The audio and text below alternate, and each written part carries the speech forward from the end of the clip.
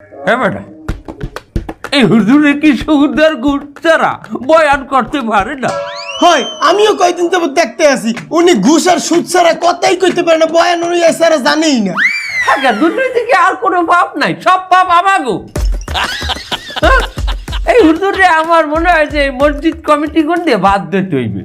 এছাড়া এই হুজুরের আর কিছু কেলেম আমি পাই, নানান জায়গায় বিচার সালিসি করতে যায়। হ্যাঁ, ইমাম সাহেব কি বিচার সালিসিতে বিচারপতি হইতে পারে? না না, এটা হলি হয় না। এটা হইবে নেতা, এটা হইবে মসজিদের সভাপতি, এটা হইবে এই আমাকে এলাকার সভাপতি। হ্যাঁ, তুই এই হুজুরে যাই বিচার করতে। হ্যাঁ, তুই ওই যে ওই গতকালকে তুই ওই তাণ্ডব দেখছো?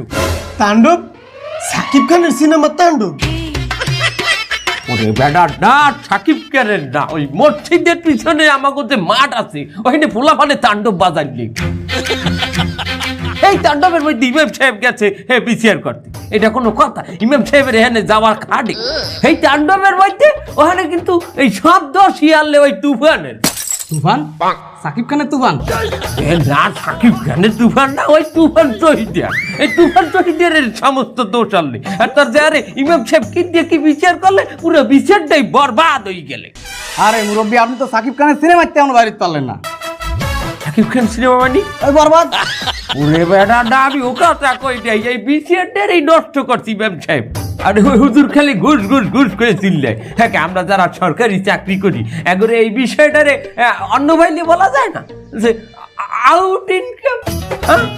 আউট ইনকাম কি হুজুর করে না? কোথায় আউট ইনকাম করতে যায়? কোথায় বলতো না, এই যে ইমাম সাহেব মিলাদ পড়াইতে যায়, মিলাদ পড়াইতে যাইয়া হাদিয়া নাই, এটা কি? আদি এত মানুষ খুশি হয়ে দেয়। আমার যে ঘুষটা দেয় ওটা কি মানুষ বেজার হয়ে যায়? যেমন একটা মানুষ কাঁদতে কাঁদতে ঘুষ দিচ্ছে, ওটা তো খুশি হয়ে দেয় বাবু, ওটারও তো হাদিয়া কোয়া যায়। শোনো, এই হুজুর নেই হাদিয়া, আমরাও নেই হাদিয়া, কিন্তু কি আমরা একটু নেই গাদিয়া।